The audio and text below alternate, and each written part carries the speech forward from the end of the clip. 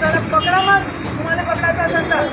हा, एवढे घाबरू नका तुम्ही, एवढी वर्दीचे तुम्ही दम आणून राहिले.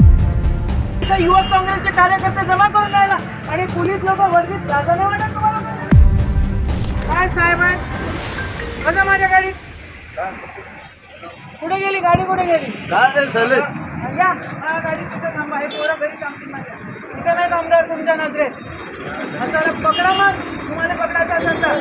हा, कशासाठी? इथं मर्डर झाले ते दिसत नाही तुम्हाला? इथं चोऱ्या होऊन राहिल्या ते दिसून नाही राहिले तुम्हाला? हे पोरं पकडून राहिले.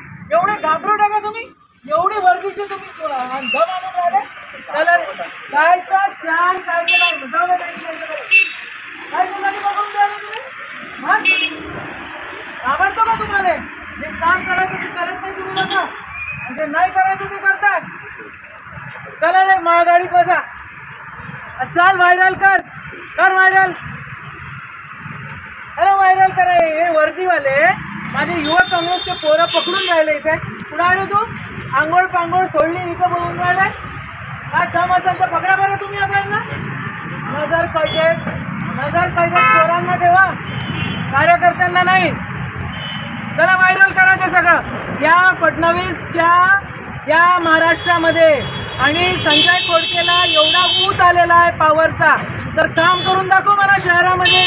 तिथे तर ठेकेदारी करून राहिला मायबीन, तिथं ठेकेदाराला घेऊन पैसे जमा करून राहिला आणि इथं युवक काँग्रेसचे कार्यकर्ते जमा करून राहिला आणि पोलीस लोक वर्दीत लाजा नाही वाटत तुम्हाला? युवक काँग्रेसने पकडता. चला रे गाडी बसा माझ्या. ह्याला व्हायरल करा हे सारा. नजर पाहिजे.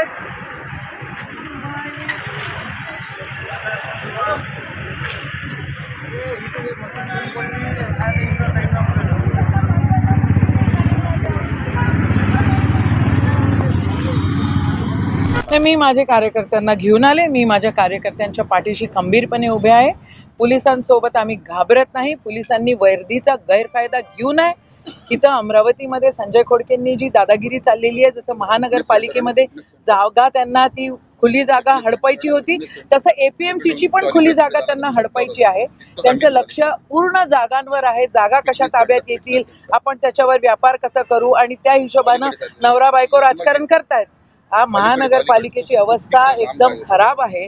त्या ठिकाणी लक्ष न देता आता एपीएमसीच्या जागेवर त्यांचं लक्ष आहे आणि म्हणून तोडफोड करायचा प्रयत्न करताय. बरं, माझं म्हणणं आहे की तुम्हाला काय करायचंय करा, पण युवक काँग्रेसचा अध्यक्ष, विधानसभेचा, NSUIचा जिल्ह्याच्या अध्यक्षाला जर तुम्ही ताब्यात घ्याल आणि दडपशाही कराल तर त्या दडपशाहीबांना आम्ही घाबरणारे नाही.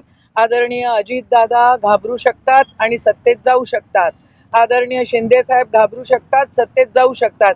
आणि जे आत्ताही फुटून जात आहेत त्यांच्या काही 22 कोटी वगैरे वगैरेच्या विषय आहेत, ते घाबरून तिथं जात आहेत. आम्ही घाबरणारे नाही. आम्ही शेतकरी लोक आहोत. आम्ही आहोत फील्डमध्ये. आमच्या कार्यकर्त्यांच्या पाठीशी आम्ही खंबीरपणे आहोत.